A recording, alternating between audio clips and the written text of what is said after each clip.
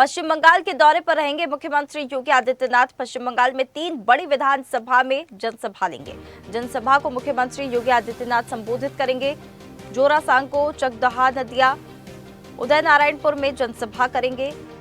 BJP प्रत्याशी के पक्ष में जमकर प्रचार प्रसार यहां पर किया जाएगा। जनसभा को संबोधित करेंगे।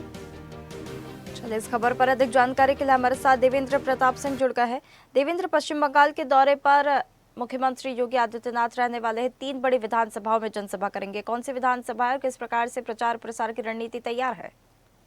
जी बिल्कुल, देखिए साक्षी, बता दूं कि आज मुख्यमंत्री योगी आदित्यनाथ जो है पश्चिम बंगाल के दौरे पर रहेंगे, जहां बताया जा रहा है कि तकरीबन 3 ऐसी बड़ी विधानसभा है जहां पर मुख्यमंत्री योगी आदित्यनाथ जो है जनसभा को संबोधित करेंगे। वही कार्यक्रम की अगर हम बात करें तो मुख्यमंत्री योगी आदित्यनाथ का जो है पहला 11:30 बजे करीब एक जनसभा का आयोजन किया जाएगा पश्चिम बंगाल क्षेत्र में, जो बताया जा रहा है कि जोरासांको एक जगह है जहाँ कोलकाता में, वहां पर मुख्यमंत्री योगी आदित्यनाथ जो है बड़ी जनसभा को संबोधित करेंगे।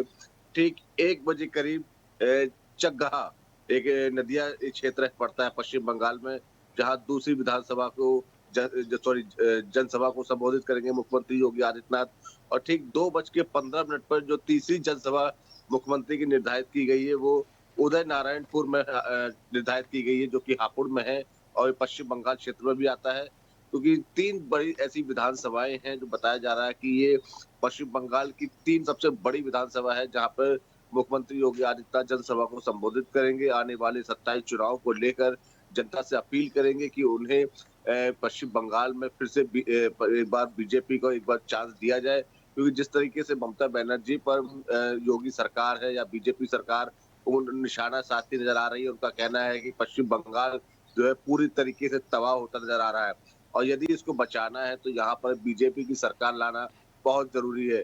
इन्हीं सब चीजों को तत्व में रखते हुए यूपी की जो रणनीति है, यूपी की जो एक कार्यशैली है, उसे पश्चिम बंगाल में मुख्यमंत्री द्वारा प्रस्तुत किया जाएगा और उन्हें पश्चिम बंगाल की जो जनता है उन्हें लुभाने की पूरी कोशिश की जाएगी कि पश्चिम बंगाल में अब कमल खिलने का वक्त आ गया है। 2027 को लेकर बीजेपी ने अपनी कमर भी कस ली है और उनकी जो रैलियां हैं, जनसभाएं हैं, वो तकरीबन पूरी लगभग शुरू हो चुकी है।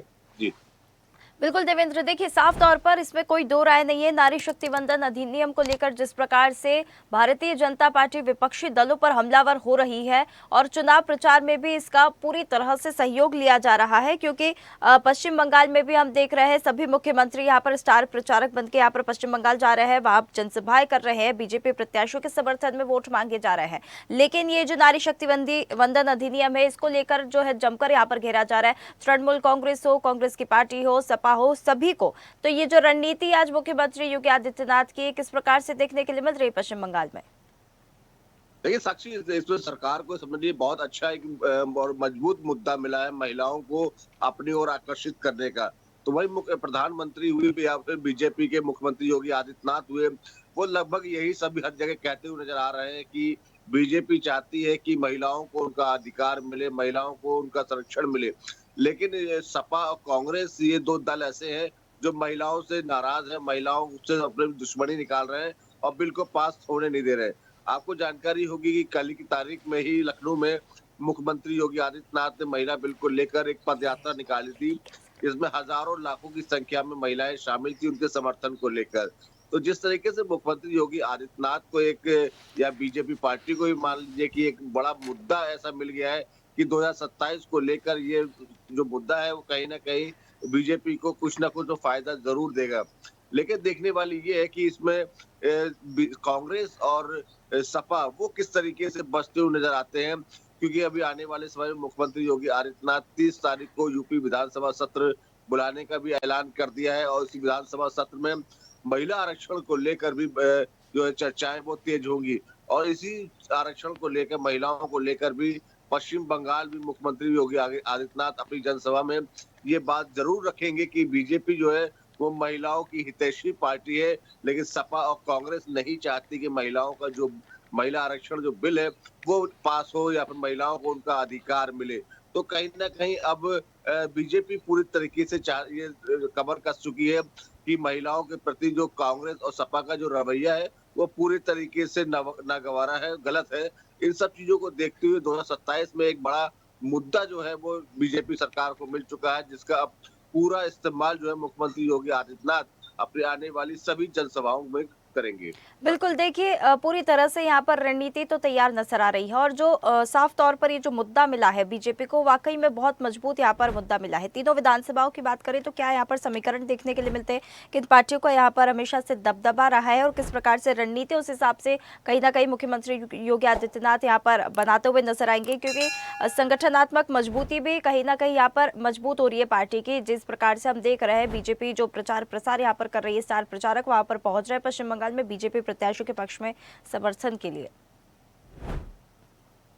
जी बिल्कुल, देखिए साक्षी, आपको बता दें कि बीजेपी में एक चीज तो है कि किसी चीज को अगर उन्होंने पकड़ लिया तो उसको जल्दी छोड़ना नहीं चाहते हैं। और ये महिला आरक्षण बिल एक ऐसा बिल उनको मिल गया है कि अब 2027 के लेकर एक कह सकते हैं हुकुम का इक्का जो है वो इनके हाथ में लग गया है। सभी महिलाओं को कहीं ना कहीं वो सभी कांग्रेस और सपा के विरोधी बनाना चाहते हैं। और इन सब चीजों को देखकर उन्होंने कल की तारीख में जो पद यात्रा मुख्यमंत्री ने निकाली थी, वो केवल लखनऊ में ही नहीं निकाली गई थी, वो लगभग प्रदेश के हर जिले में पद यात्रा ये निकाली गई थी। और इसी पद यात्रा में सभी महिलाओं को अवगत कराया गया था कि किस तरीके से बीजेपी महिला आरक्षण बिल को लाने का पूरा प्रयास कर रही थी। प्रधानमंत्री नरेंद्र मोदी भी चाहते थे कि महिला आरक्षण बिल पास हो, महिलाओं को उनका अधिकार मिले और हर क्षेत्र में अधिकार मिले, वो केवल राजनीतिक क्षेत्र में ही नहीं। लेकिन इन सब चीजों को देखते हुए सपा और कांग्रेस ने जिस तरीके से विरोध किया है, ये कहीं ना कहीं महिला विरोधी पार्टी जो है इसको घोषित करना चाहती है बीजेपी। और इन सब चीजों को देखते हुए आज बीजेपी ने मुख्यमंत्री योगी आदित्यनाथ जिस तरीके से पश्चिम बंगाल में 3 बड़ी जो विधानसभा है वहां पर जनसभा को संबोधित करेंगे, जाहिर सी बात है कि वहां पर भी महिलाओं को लेकर, आरक्षण को लेकर, अपने इस मुद्दे को लेकर मुख्यमंत्री योगी आदित्यनाथ जरूर अपनी स्पीच में शामिल करेंगे। क्योंकि जिस तरीके से यूपी की जो कार्यशैली है वो पश्चिम बंगाल में बहुत पसंद की जा रही है। और खासतौर पर पश्चिम यूपी में जिस तरीके से माफियाओं का भी सफाया हुआ है, यूपी में जिस तरीके से जो गुंडा राज है वो खत्म हुआ है, तो वही पश्चिम बंगाल की जनता भी चाहती है कि पश्चिम बंगाल में जिस तरीके से यहाँ पे माफिया राज, गुंडा राज चल रहा है वो भी खत्म हो जाए। और वो तभी खत्म होगा जब यहाँ पर बीजेपी की सरकार बनेगी और मुख्यमंत्री जैसा ही कोई एक मुख्यमंत्री यहाँ पश्चिम बंगाल में बनेगा। बिल्कुल देवेंद्र, देखिए साफ तौर पर मुख्यमंत्री योगी आदित्यनाथ के संबोधन और बयानों में भी हमने यहाँ पर सुना है, जब जब भी वे संबोधन वहाँ पर देने गए, पश्चिम बंगाल का दौरा रहा है, उन्होंने यूपी की बात हमेशा से कही है कि किस प्रकार से गुंडाराज और माफिया राज था और उसका सफाया यहाँ पर किया गया है और उसका भी फायदा कहीं ना कहीं पश्चिम बंगाल में पहुंचाने की यहाँ पर कोशिश की जा रही है। और महिला आरक्षण बिल को लेकर जो मुद्दा यहाँ पर मिला है बीजेपी को, वो वाकई में बहुत ही मजबूत यहाँ पर मुद्दा मिला है। वक्त बताएगा कि क्या आगे चीजें होंगी, क्या बदलेंगी। बहुत धन्यवाद आपका हमारे साथ जुड़ने के लिए।